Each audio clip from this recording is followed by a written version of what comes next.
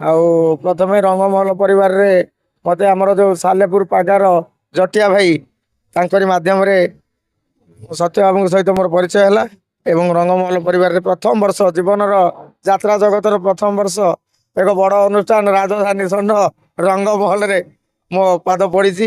ସେଇଟା ହେଉଛି ମୋର ବଡ଼ ଭାଗ୍ୟ। ସେ ମଞ୍ଚରେ ମୁଁ ଚଢ଼ୁଛି, ମଞ୍ଚରେ କଳା ପ୍ରଦର୍ଶନ କରୁଛି, ସେଇଟା ହେଉଛି ମୋ ପାଇଁ ଅତି ଗର୍ବର କଥା। ସାଇ ବାବାଙ୍କର ଜଗନ୍ନାଥଙ୍କର ଆଶୀର୍ବାଦ ଏବଂ ସତ୍ୟ ବାବୁଙ୍କର ଆଶୀର୍ବାଦ ମୋ ଉପରେ ମଧ୍ୟ ଅଛି। ଏଇଟା ବଡ଼ କାମନା। ଦରିଆକୂଳ ନାଟକର ଡାଇଲଗ ତ ଏ ନାଟକରେ କମେଡି ପ୍ଲଟ୍ ନାହିଁ, କ୍ୟାରେକ୍ଟର ପ୍ଲଟ୍ ଅଛି।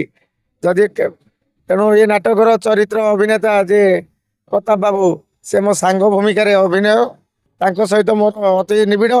ଯେହେତୁ ତାଙ୍କ ସାନ ଭାଇମାନେ ତାଙ୍କୁ ପ୍ରତାରଣା କରିଛନ୍ତି, ସମୟ ସାପେକ୍ଷରେ ପ୍ରତାରଣା କରିଛନ୍ତି, ସେଇ ସାପେକ୍ଷରେ ମୁଁ ଯାଇଛି ତାଙ୍କ ପାଖକୁ।